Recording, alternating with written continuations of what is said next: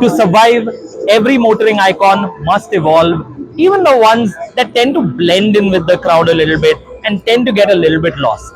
The Force Traveler has been on Indian roads for ages and ages, and I'm pretty sure you've traveled in one.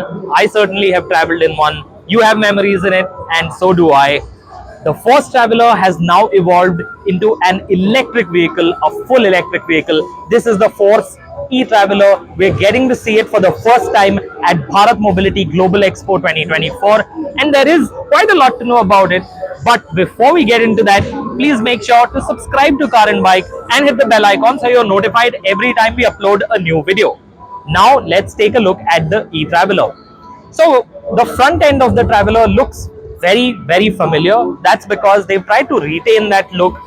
It's somewhat comforting to see a Force Traveler unchanged over the years. It still retains that slightly friendly front end. But what I do notice is the fact that this format of vehicle is actually pretty interesting, because this bus is 5.5 meters long, and in format it's quite similar to the BST buses you've seen running on Mumbai roads for some time now.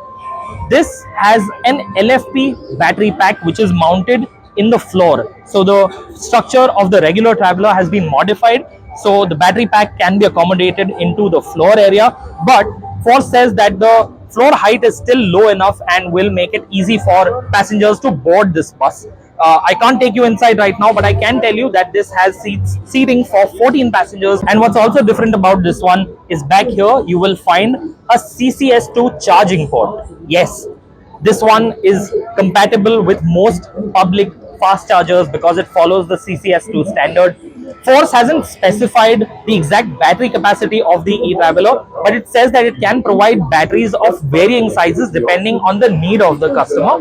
This one in particular is said to have a range of up to 150 kilometers, which Force says will be more than enough for intracity use. And of course, when the driver stops for a break, for lunch, they will be able to plug it in, which will give them an additional 40 to 50 kilometers of range as well, which will be pretty handy. The e-Traveler has a rear-mounted motor. It drives the rear wheels. It's a permanent magnet motor with an output of up to 80 kilowatt.